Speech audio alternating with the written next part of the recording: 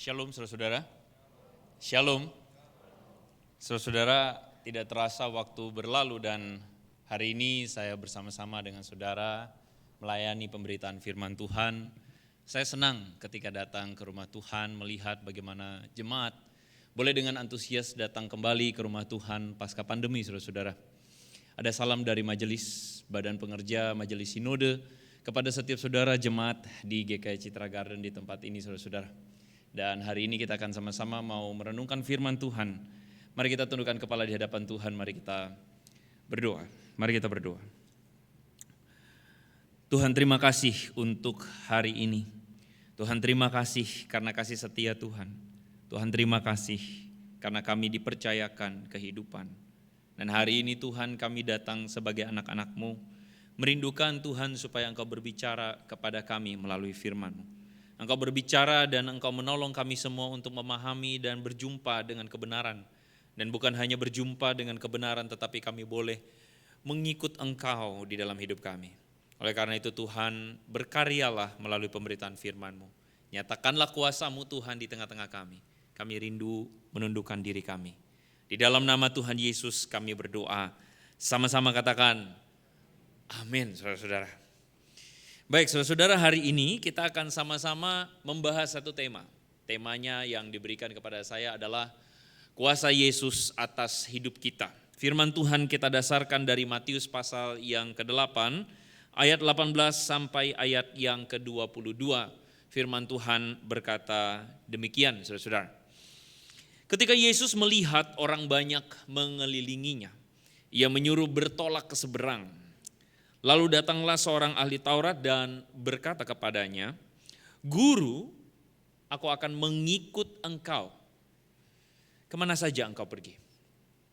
Lalu Yesus berkata kepadanya, "Serigala mempunyai liang, burung punya sarang, tetapi anak manusia tidak punya tempat untuk meletakkan kepalanya." Lalu datang seorang yang lain, seorang murid Yesus, lalu berkata kepada Yesus, "Tuhan, izinkanlah aku pergi dulu menguburkan ayahku." Tapi Yesus berkata kepadanya, "Ikutlah aku, biarlah orang-orang mati menguburkan orang-orang mati mereka." Saudara memberikan jawab pembacaan firman Tuhan. Saudara, beberapa waktu yang lalu saudara saya berkesempatan menonton sebuah film. Film tersebut judulnya Sayap-Sayap Patah. Saya nggak tahu berapa banyak dari saudara sudah nonton. Dari Padus, Pak Sutri ada yang nonton? Nggak nonton ya? Nontonnya apa Bu? Saya kira film ini sebagian dari saudara mungkin berkesempatan menonton. Kalau saudara belum menonton, saya ceritakan sedikit tentang kisahnya. Saudara, di depan ada kisah dua orang sejoli suami istri. Dan sang suami tersebut adalah seorang bernama Aji. Dia dikisahkan saudara-saudara sebagai seorang polisi yang betul-betul saudara-saudara berkomitmen di dalam menjalankan tugasnya. Dan kebetulan saudara, film ini diinspirasi dari sebuah kisah pada waktu beberapa tahun yang lalu saudara-saudara, di mana terjadi sebuah pemberontakan di Makobrimob yang dilakukan oleh para napi terduga teroris saudara-saudara ya. Nah, peristiwa itu saudara-saudara memakan korban jiwa. Dan di dalam film ini dikisahkan bagaimana Aji, salah seorang dari polisi yang terjebak saudara-saudara dalam pemberontakan napi teroris pada waktu itu di Makobrimob. Nah, kalau saudara nonton film ini, saudara akan menemukan sisi-sisi emosional. Bagaimana seorang polisi yang punya istri yang sedang hamil tua dan akan melahirkan. Dan terjadilah sebuah konflik batin di mana sang suami yang adalah seorang petugas atau seorang polisi, anggota, saudara-saudara, yang harus menjalankan tugas dan tanggung jawabnya, sementara istrinya yang akan melahirkan. Dan yang menjadi satu hal yang mengharukan adalah karena pada waktu kejadian itu terjadi, saudara-saudara, sang suami gugur, sedangkan istrinya melahirkan anak mereka.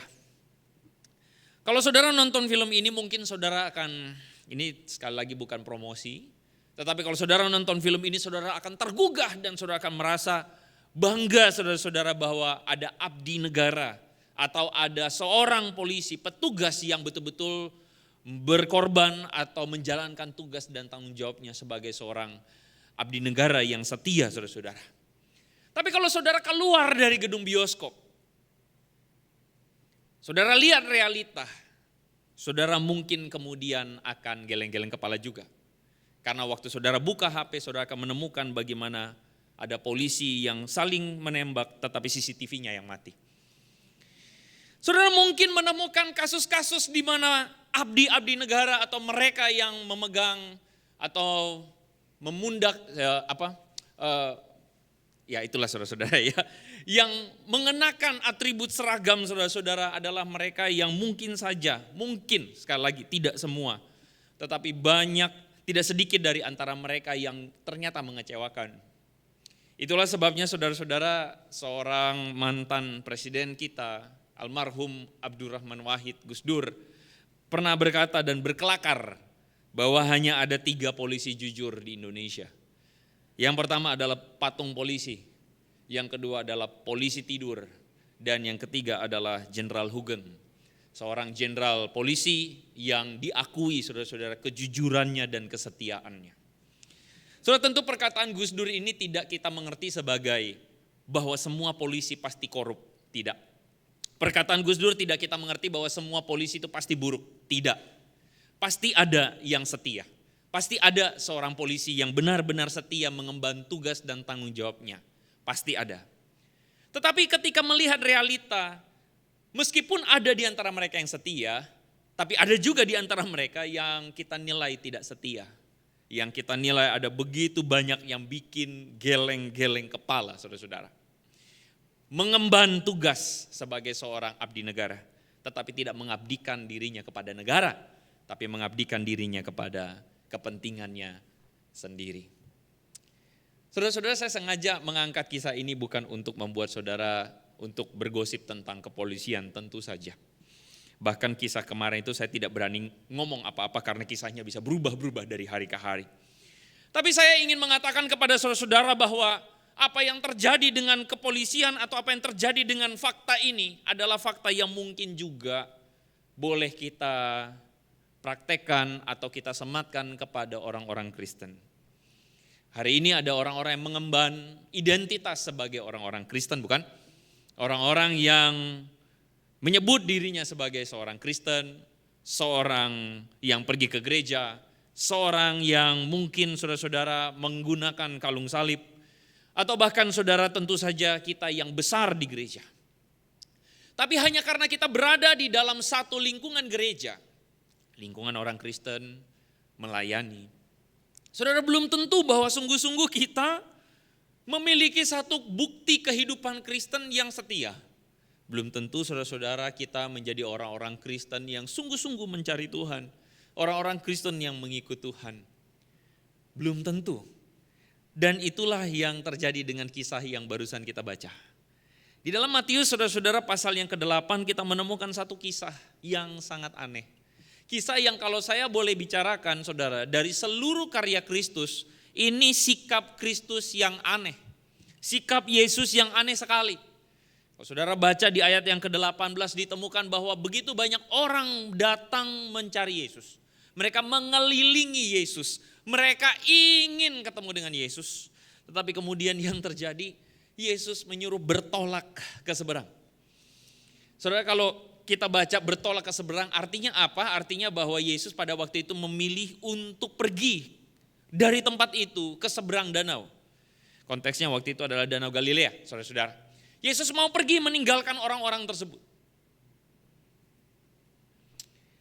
Saudara, ini kenapa saya katakan aneh? Karena pertanyaan yang harusnya muncul dalam pikiran kita adalah kenapa Yesus malah menghindar dari masa yang mencarinya?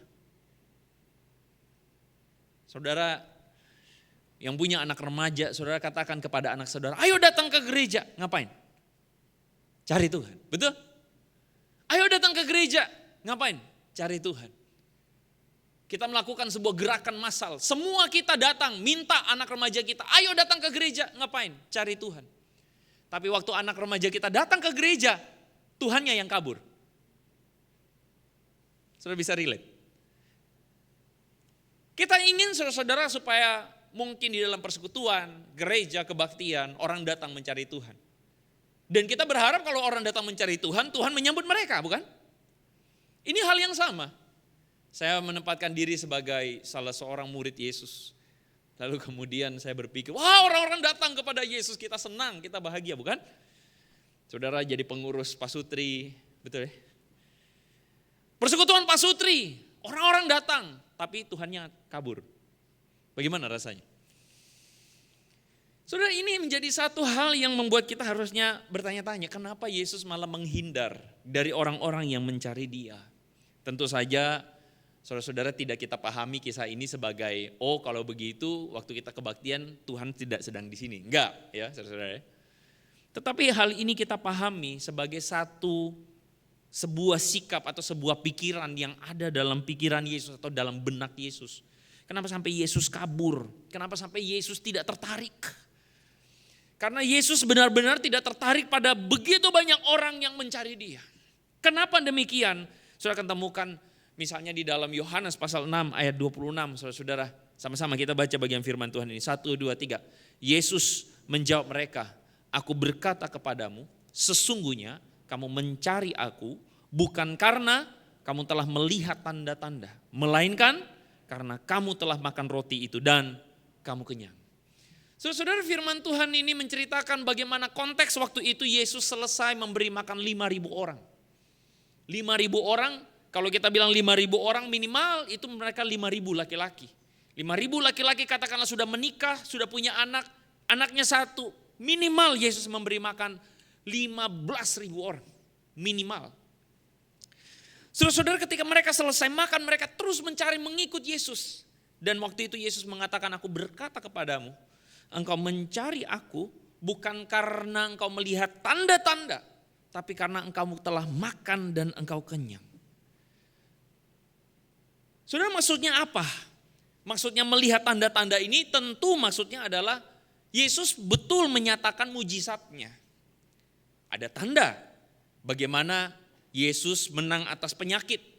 Yesus mengusir setan-setan. Yesus mendiamkan alam semesta. Ada tanda-tanda di mana Yesus melakukan mujizat dan itu tidak mungkin dilakukan manusia biasa. Tanda-tanda itu harusnya membuat orang memahami, oh Yesus ini kebenaran. Yesus ini Tuhan. Dia datang dari Tuhan. Oleh karena itu Yesus mau bilang, kamu cari aku bukan karena kamu melihat kebenaran dalam aku. Tetapi kamu sebenarnya mencari aku karena kamu masih terus mencari makan. Kalau kata orang hari ini, ada udang di balik bakwan, saudara-saudara ya. Ada udang di balik bakwan. Ada bakwan di balik udangnya, saudara-saudara. Jadi ada maunya orang datang mencari Yesus.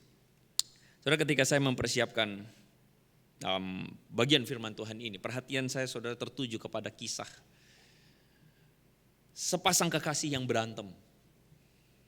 Kisah sepasang kekasih itu saudara, laki-lakinya bernama Raka yang berantem dengan pacarnya bernama Loli.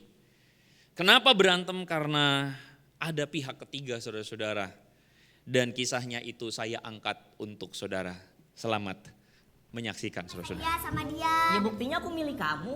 Ya, Pas disuruh pilih juga aku tetap milih jalan kamu. sama dia, terus kamu belanjain panggil mami papi. Aku nggak belanjain dia kok, dianya aja ngaku-ngaku. Maksudnya apa sih Raka? Dia juga Iya. udah janji mas mau bayarin mobil aku Apa tiap tuh? bulannya. Cicilan mobilnya? Cicilan mobil ya, dia udah janji. Enggak benernya kalau begini. Ini lagi ebolim, emang lu gak punya duit? Nyuruh-nyuruh pacar Kalau gue. emang dia janjinya kayak begitu sama gue, Ya lu cari cowok lain, kayak gak ada lagi aja. Iya, dasar emang cewek matre. Saya so cantik, mobil minta dibeliin. Aduh. orang dianya udah janji sama gue. Oke. Janji buat bayarin mobil Cicilan per bulan. Ya. Dan lo bayarin dia kenapa? Bayarin ya coba. Ngaku. Ya karena Ayo, kita ngaku. pacaran mas, karena kita pacaran. Ya, ya emang saya bayarin. Emang lo aja bayarin cicilan dia? Pacaran Ini aku jelasinnya, aku jadi sekarang lebih tahu, aku lebih milih kamu dibanding dia. Kok gitu sih kamu? Emang gak tahu diri lu ya? Ya kamu cuma manfaatin aku doang kok. Aku lebih Kamu milih dia manfaatin lah. apa? Manfaatin Kan Itu yang mobil janji. maksudnya. Lu kan yang janji mau bayarin Kamu mobil yang gue. minta-minta sama aku, kamu yang nuntut sama aku. Lu tunggu gue. Ini bayarin ya per bulan. Hitung lu. Jangan pembohong lu, jangan kurang ajar lu. Udah Mas. Udah apa sih? Gak usah deket-deketin lagi. Ini gimana nih Babi? Ya. Udah. Saya tahu dalam pikiran saudara, pasti saudara merasa jijik. Ih, Pak Andre nontonnya gosip beginian, memalukan gitu ya.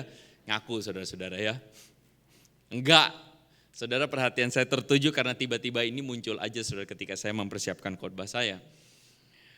Jadi saudara-saudara kisah ini tentu saja bukan, saya yakin-yakinnya bahwa ini bukan kisah beneran, saya yakin. Saya yakin ini scripted, saya yakin ini adalah sesuatu yang settingan saudara-saudara. Karena kalau lihat begini, aduh lucu lah kalau dalam bahasa saya bodoh-bodoh begitu loh ya, barang-barang yang bodoh begitu. Tetapi kisah seperti ini adalah kisah yang famous di kalangan ibu-ibu. Kenapa begitu? Karena itulah dunia ya, itulah dunia yang terjadi di sekeliling kita. Dunia yang terjadi di mana kita melihat satu realita bahwa ada orang-orang yang mungkin disebut sebagai pelakor. Ada orang-orang yang mungkin disebut sebagai perebut ya, suami orang. Kenapa? Karena ingin mendapatkan perhatian suami, bukan karena benar-benar kasih, tetapi orang-orang tersebut adalah orang-orang yang sebenarnya mencari materi atau mencari harta. Itu yang kita sebut tadi, ada udang di balik bakwannya, kan begitu kan ya. Ada maksud di belakangnya, di mana maksud itu adalah maksud yang kita tahu bahwa itu bukan kisah kasih yang sejati. Kita tahu bahwa itu bukan cinta yang sejati. Tetapi ini adalah sebuah fakta di mana ada orang-orang yang terlihat mencintai tapi sebenarnya tidak mencintai. Yang dia cintai adalah dirinya sendiri. Yang dia cintai adalah kepentingannya sendiri. Yang dia cintai adalah apa untungnya buat saya. Dan itu terjadi. Saudara, hal itulah yang sebenarnya dikatakan oleh Yesus kepada orang-orang tersebut. Ketika orang banyak datang mengelilinginya, dia menyuruh untuk pergi. Kenapa? Karena dia tahu betul bahwa ada banyak orang yang mengikut dia, terlihat mencari dia. Karena bukan benar-benar menemukan kebenaran, bukan karena mengasihi Yesus, tetapi banyak orang mencari Yesus hanya demi kepentingannya sendiri. Saudara, hari ini maka pertanyaan yang patut kita tanyakan sama diri kita. Saudara, kenapa engkau dan saya menjadi Kristen? Kenapa Anda dan saya ini memilih untuk menjadi Kristen? Saya pikir tentu sebagian dari kita akan berkata, oh karena saya memang lahir dari keluarga Kristen makanya saya Kristen. Pertanyaan saya adalah, apakah engkau menemukan alasan bahwa engkau menjadi Kristen? Saudara, dalam beberapa kesempatan saya berkhotbah saudara di depan para siswa atau mahasiswa. Saya selalu tantang hal ini dan saya selalu tanyakan. Saya ingin setiap orang Kristen selalu bertanya sama dirinya sendiri. Kenapa saya menjadi Kristen? Kalau saya menjadi Kristen bukan karena alasan pribadi saya yang betul-betul ingin menjadi Kristen. Maka ada satu tanda tanya besar yang harus kita tanyakan. Saudara, seringkali di depan para katekisan, saya selalu menantang para katekisan. Saya selalu mengatakan Anda ikut katekisasi mungkin karena orang tua Anda yang meminta kamu untuk ikut katekisasi. Tapi jangan pikirkan katekisasi sebagai karena saya katekisasi maka saya akan baptis. Di akhir dari katekisasi menuju baptisan saya selalu tanyakan, saya minta tolong dua hal. Yang pertama, kalau kamu tidak bisa menemukan Yesus sebagai kebenaran, artinya kamu belum punya alasan kenapa kamu percaya Yesus sebagai Tuhan, tolong jangan dibaptis. Karena saya tidak ingin baptisan itu menjadi murahan untuk semua orang karena sudah cukup umur baru dibaptis. Yang kedua saya bilang, kalau kamu tidak siap untuk belajar bertobat, meninggalkan hidup yang lama, tolong jangan dibaptis. Karena saya tidak ingin penambahan jumlah anggota gereja hanya karena formalitas harus dibaptis. Saya selalu bertanya, saya selalu mengajak anak-anak untuk bertanya, kenapa? Karena sudah terlalu banyak orang-orang Kristen yang menyebut dirinya Kristen, KTP-nya Kristen, tetapi sesungguhnya kita tidak menemukan satu komitmen yang sungguh-sungguh mengikut Yesus. Kita menemukan terlalu banyak orang-orang Kristen yang main-main dengan kekristenannya. Kita menemukan terlalu banyak orang Kristen yang tidak punya alasan kenapa saya menjadi seorang Kristen. Mungkin kita menjadi Kristen karena kita nyaman di Kristen. Karena negara kita adalah negara yang religius. Kayaknya dalam lingkungan kita tidak beragama itu aneh. Ya udah, carilah ibadah yang paling gampang. Yang paling gampang apa? Ya Kristen. Kan begitu kan ya? Katanya yang paling gampang apa? Ya Kristen. Doanya enggak ribet, mau ibadah mudah, tinggal online.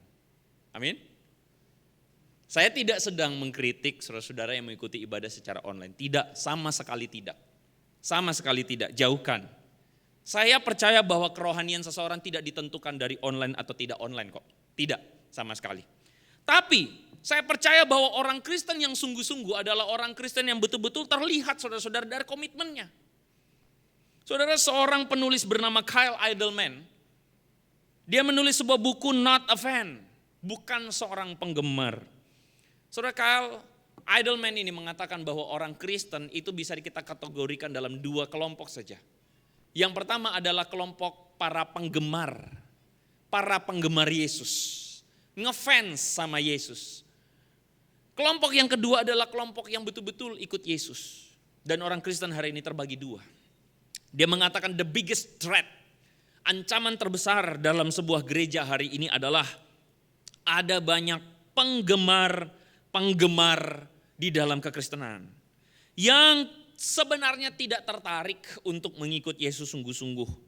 Mereka cuman ingin dekat dengan Yesus hanya karena merasakan manfaat dari dekat dengan Yesus. Sebagian orang mengatakan dekat dengan Tuhan tujuannya supaya doa saya dijawab Tuhan. Dekat dengan Tuhan supaya apa? Supaya doa saya dijawab, kesehatan saya dijaga, usaha saya baik-baik. Sebagian orang mengatakan dekat dengan Tuhan tujuannya supaya mendapatkan kepentingan buat saya. Mari kita sedikit berandai-andai. Misalnya saudara punya anak. Saya yakin setiap saudara yang punya anak di tempat ini, saudara pasti ingin memberikan yang terbaik buat anak saudara. Betul ya?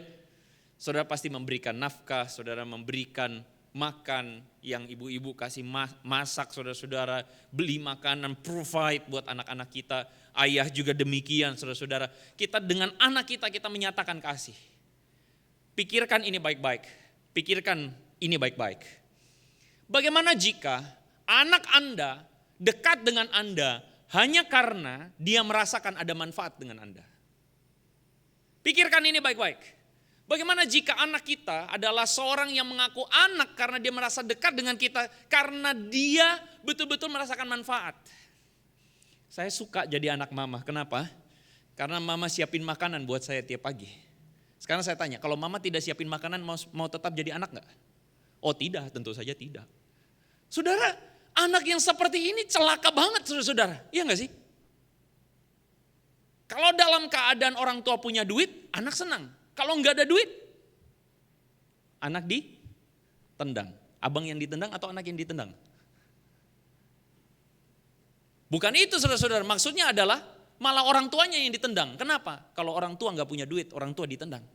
Kalau orang tua tidak bisa memberikan kebaikan buat saya, maka orang tua saya mau putus hubungan, saya tidak mau lagi. Saudara, maka pertanyaan saya yang paling dekat atau paling relevan buat kita, bagaimana jika kekristenan kita adalah kekristenan yang dimana saudara jadi orang Kristen dan saudara menghadapi banyak kesulitan dalam hidup saudara. Bagaimana jika kekristenan kita adalah kekristenan yang mungkin saudara ketika saudara menjadi seorang pengikut Yesus, saudara mengalami begitu banyak tantangan dalam hidup saudara. Ada orang Kristen yang mengatakan, waduh dekat dengan Tuhan itu senang. Kenapa? Karena masalah beres, jalanan lancar saudara-saudara. Dekat dengan Tuhan, Tuhan jawab doa-doa saya. Saya sering ketemu dengan kesaksian-kesaksian seperti itu. Wah, buat saya kesaksian seperti itu baik kelihatannya. Tetapi kalau terus menerus kayak begitu, celaka. Kekristenan kita tidak boleh menjadi kekristenan yang selalu ada urusannya dengan yang penting saya dapat sesuatu. Firman Tuhan mengatakan, Kyle Idleman ini bilang, Kekristenan yang sejati adalah kekristenan yang berkomitmen. Berkomitmen untuk apa? Berkomitmen untuk menyerahkan sesuatu demi Tuhan, menyerahkan dirinya demi Tuhan. Saudara, tensi tinggi ini atau sikap Yesus yang aneh ini dilanjutkan dengan sebuah kisah bagaimana ada dua orang yang datang pada Yesus. Yang pertama adalah seorang ahli Taurat. Saudara, ahli Taurat ini datang pada Yesus lalu mengatakan, "Guru, aku akan mengikut engkau kemana saja engkau pergi." Wah, ini perkataan asik, saudara ya. Saya membayangkan kalau saya jadi salah seorang di antara murid Yesus, saya senang sekali. Kenapa? Karena guru yang saya ikuti, saudara-saudara, tiba-tiba ada orang yang tadinya sering beroposisi datang pada Yesus.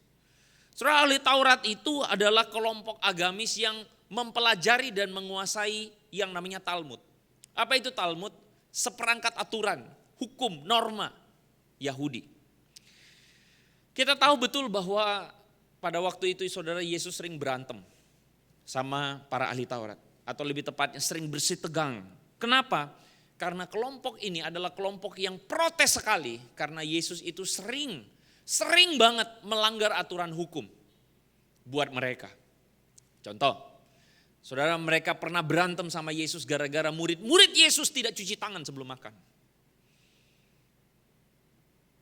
Mereka pernah berantem sama Yesus karena seringkali Yesus menyembuhkan orang pada hari Sabat. Saudara, hari Sabat adalah aturan yang paling dipegang oleh kelompok-kelompok agamis ini. Pokoknya waktu hari Sabat gak boleh kerja. Menyembuhkan orang itu berarti bekerja. Yesus, engkau tidak boleh menyembuhkan orang. Kenapa? Karena itu adalah melanggar aturan hukum Sabat. Saudara, Yesus sering bersitegang. Yesus sering katakan bahwa kamu tidak mengerti isi hati Tuhan dan sebagainya. Tapi ini adalah kelompok yang paling sering menekankan tentang aturan tidak boleh dilanggar. Dan kita tahu ceritanya. Nah, ceritanya adalah ahli Taurat ini salah satu di antaranya datang pada Yesus. Lalu mengatakan, "Guru, aku mau mengikut engkau." Saudara, respon Yesus harusnya apa? Haleluya, kan begitu kan ya? Ada seorang yang mau ikut aku, yang biasanya saling bersih tegang, mau ikut aku. Yesus akan terima dengan sangat senang. Aku bersyukur kepadamu, begitu kira-kira. Tapi ternyata Yesus mengatakan ini, saudara-saudara. Serigala punya liang, burung punya sarang, tapi anak manusia tidak punya tempat. Saudara, perhatikan reaksi Yesus ini aneh atau tidak? Aneh. Kenapa aneh? Karena jawaban ketika ada seorang yang mengatakan aku mau ikut engkau, jawabannya harusnya apa? Dua. Boleh dan tidak boleh, betul kan? Tapi Yesus tidak menjawab antara boleh atau tidak boleh. Yesus bilangnya apa? Serigala punya liang, burung punya sarang. Tapi anak manusia tidak punya tempat untuk meletakkan kepalanya. Ini apa maksudnya? Kalau kita sekilas melihat perkataan ini, saudara, kita lagi melihat bagaimana kok Yesus ini awang-awang ya. Tapi sebenarnya Yesus ini sedang berbicara tentang satu realitas. Bahwa serigala itu punya tempat tinggal. Burung itu punya tempat tinggal. Tetapi anak manusia, Yesus sendiri, itu ditolak oleh dunia ini. Yohanes pasal 1 ayat 11 mengatakan ia datang kepada milik kepunyaannya, tetapi orang-orang kepunyaannya itu tidak menerima dia. Kita tahu bahwa Yesus sedang berbicara tentang ajarannya. Yesus sedang berbicara tentang perintahnya. Yesus sedang berbicara tentang nilai kerajaan Allah yang dia bawa. Dan nilai kerajaan Allah yang dibawa oleh Yesus, jujur kata, adalah nilai yang ditolak oleh dunia. Amin. Saudara, seorang pemuda dalam sebuah kesempatan saya melayani di sebuah gereja mengatakan kepada saya, kok jujur-jujur sebagai seorang kontraktor, untuk menjadi seorang anak Tuhan itu tidak mudah, kata dia. Kenapa? Karena saya mesti urusan, kalau misalnya mau dapat tender dengan kelompok tertentu, atau dengan pihak tertentu, saudara-saudara, itu harus ada uang di bawah tangan. Oh, itu harus entertain orang. Harus begini, harus begitu. Kalau tidak melakukannya, tidak bisa dapat tender. Kalau mau jadi betul-betul pengikut Yesus yang sejati, gak bisa kaya lah kok. Bisa gak saudara-saudara? Halo? Bisa gak? Bisa, tapi susah, kaya. Tidak mudah. Saudara, anak muda ini mengatakan gak bisa. Gak bisa seperti yang lain. Kenapa? Karena kita tidak punya tempat di sini. Saudara, saya ingin mengatakan bahwa mengikut Yesus itu ada satu konsekuensi. Kalau kita melakukan kebenaran, maka kita itu sadar bahwa kemungkinan besar, saya tidak mengatakan tidak akan, tapi kemungkinan besar kita tidak akan mendapatkan tempat di dunia, jujur. Kemungkinan besar kita akan sulit untuk hidup di dunia ini. Kenapa? Karena dunia ini adalah dunia yang menolak kebenaran. Bagaimana caranya kita tidak membalas kejahatan dengan kejahatan? Kalau tidak dibalas kejahatan, gak akan tobat dia. Kita mesti sikat balik. Enak saja. Tapi kita diminta Tuhan untuk apa? Kita diminta Tuhan untuk mengampuni orang yang bersalah kepada kita. Amin. Nah, padahal dunia kita adalah dunia yang selalu ungkit. Enak aja. Udah nyakitin saya berkali-kali, terus diampuni. Enak sekali Anda, kan begitu kan ya? Demikian ujar seorang istri yang berkali-kali marah dan ngamuk dan disakiti sama suaminya. Enak aja, masakan dengan gratis itu saya mesti mengampuni. Saudara-saudara, jujur ketika kita mau betul-betul mengikut Tuhan, maka ada banyak konsekuensi dan kemungkinan besar kita tidak akan mendapatkan tempat di dunia. Tidak bisa dapat tempat di dunia. Seorang anak remaja ngomong sama saya, kok gara-gara kamu khotbah kemarin gak boleh nyontek, saya dapat nilai jelek sendiri di kelas. Yang lain teman-teman nyontek, saya gak mau nyontek. Harusnya Tuhan membela umatnya, amin. Tuhan membela umatnya caranya gimana? Yang nyontek semua gak lulus, saya sendiri yang lulus. Begitu? Tidak. Yang nyontek dapat nilai bagus, saya dapat nilai jelek. Makanya Yesus bilang, lebarlah jalan menuju kebinasaan. Sempitlah jalan menuju kehidupan. Karena mengikut kehidupan itu sempit jalannya. Karena dunia kita menganut sistem yang lebar, yang luas, itu yang enak. Dan kamu harus ikut semuanya. Jujur-jujur saudara-saudara, memang hidup sebagai orang Kristen di dunia itu tidak enak. Hidup sebagai orang Kristen di dunia itu saudara, kemungkinan besar kita tidak dapat tempat di dunia. Dan Yesus kasih tahu konsekuensinya kepada sang ahli Taurat itu. Kamu mau ikut aku? Yesus gak bilang boleh, gak bilang gak boleh. Yesus cuma bilang, kalau mau ikut aku, engkau tidak akan dapat tempat di dunia. Kemungkinan besar tidak dapat tempat di dunia. Saudara, bukan cukup hanya kepada satu orang itu saja. Orang kedua datang pada Yesus. Orang kedua itu adalah murid Yesus. Dan murid Yesus itu mengatakan apa? Guru, izinkan aku pergi dahulu untuk apa? Menguburkan ayahku. Lalu Yesus mengatakan, ikutlah aku dan biarlah orang-orang mati menguburkan orang-orang mati. So, perkataan Yesus ini kalau kita dengar saudara-saudara, kesannya adalah Yesus sedang ngajarin durhaka, betul gak? Wah, ini maling kundang nih, anak durhaka ini. Masa mau menguburkan ayahnya, tapi kemudian Yesus bilang gak usah, ikutlah aku, biarlah orang mati menguburkan orang mati. Iya gak? Saudara, dalam kebudayaan Chinese, kedukaan itu termasuk salah satu yang sakral sekali, betul ya? Makanya saudara bisa melihat bagaimana dalam kedukaan itu ada budaya di mana kalau misalnya orang tua mati atau meninggal, maksud saya, petinya gak boleh ditawar, betul ya? Kenapa petinya gak boleh ditawar? Karena kalau nawar kesannya gak menghormati orang tua, betul ya? Saudara bahkan untuk nawar peti aja nggak boleh, apalagi ini menguburkan orang tua nggak boleh. Wah ini keterlaluan. Keterlaluan banget. Nah saudara sebenarnya Yesus tidak sedang berbicara dalam konteks hari ini. Yesus berbicara dalam konteks hari itu, dulu. Saudara maksudnya apa? Menguburkan orang tua. Ada murid yang datang lalu bilang mau menguburkan orang tua. Yesus bilang biarkan, ikutlah aku. Maksudnya Yesus apa? Saudara waktu itu kubur itu adalah kubur batu. Tidak seperti kita sekarang kubur masuk ke tanah tutup atau kremasi, enggak.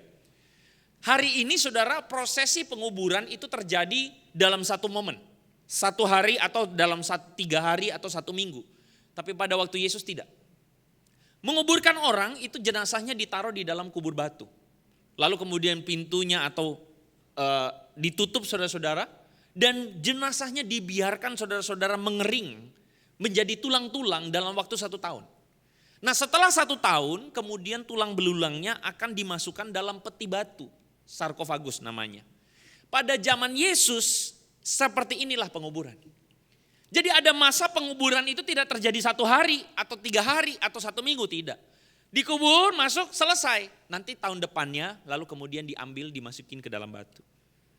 Jadi orang muda itu waktu ngomong izinkan aku menguburkan ayahku. Sebenarnya orang muda itu mau ngomong apa? Tuhan nanti dulu ya. Aku selesaikan dulu urusan 1 tahun ini dulu ya. Baru aku ikut engkau. Maksudnya orang muda ini mau mengatakan Tuhan nanti dulu ya. Nanti dulu baru aku ikut karena masih ada alasan lain. Cari alasan saudara-saudara. Yesus mengatakan itu masih bisa terjadi 1 tahun lagi. Jangan cari alasan, ikutlah aku, ikutlah aku. Saudara, Yesus itu sebenarnya sedang ngapain sih? Ada banyak orang hari ini mencari banyak alasan untuk ikut Tuhan. Saya ingat banget saudara waktu dalam satu pelayanan dengan seorang hamba Tuhan senior, datang ke sebuah rumah jemaat, lalu jemaatnya ini mengatakan, Pak tolong injili orang tua saya. Supaya orang tua saya bisa bertobat, begitulah kira-kira. Lalu hamba Tuhan senior itu karena saya waktu itu masih praktek saudara, hamba Tuhan senior itu mengatakan, ayo Pak, datang ke gereja. Saudara jawaban susu itu apa? Nanti dulu, belum kepanggil, kan gitu kan ya. Saudara memang orang-orang tua kita mungkin sebagian dari mereka itu merasa belum kepanggil karena mereka merasa masih menghormati budaya mereka yang dulu. Tetapi hari ini saudara ada orang-orang yang mengatakan nanti dulu, kenapa? Karena saya belum siap. Kalau jadi Kristen repot urusannya. Ada orang yang tidak mau jadi Kristen gara-gara kalau menikah gak boleh cerai. Gak enak. Kalau jadi Kristen gak boleh cerai, nanti dihukum Tuhan masuk neraka. Kan begitu katanya. Jangan dulu lah, gak mau lah gitu. Mending yang lain dulu supaya lebih enak. Saudara hari ini ada orang yang tidak ingin atau mengikut Yesus tidak ingin untuk apa? Untuk memprioritaskan Tuhan di atas segalanya. Saudara panggilan untuk mengikut Yesus adalah panggilan untuk memprioritaskan Yesus di atas segalanya. Maksudnya adalah kita mungkin alasannya banyak. Tapi seharusnya kita betul-betul setia cari Tuhan. Saudara saya seringkali guyon dengan mereka yang liburan, tanya, gimana liburannya? Wah asik, ceritanya luar biasa. Oh kita makan ke sini. Kita makan mie ini. Kita makan, wah ini bipang. Lagi rame katanya tuh ya. Bipang, antri segini jam loh Pak. Wah kita pergi ke sini, beli apa? Ayam bakar. Wah perjalanannya berapa? 2 jam Pak, 2 jam. Demi ayam bakar. Hari Minggu ke gereja mana? Waduh gak sempat Pak. Nggak tahu di mana gerejanya. Loh ayamnya kok tahu? Iya cari di Google. 2 jam cari. Ketemu air terjun foto. Tapi ke gereja nggak tahu Pak, nggak sempat. Saudara kita melihat bagaimana prioritas itu kelihatan. Kita melihat bagaimana prioritas itu ditunjukkan.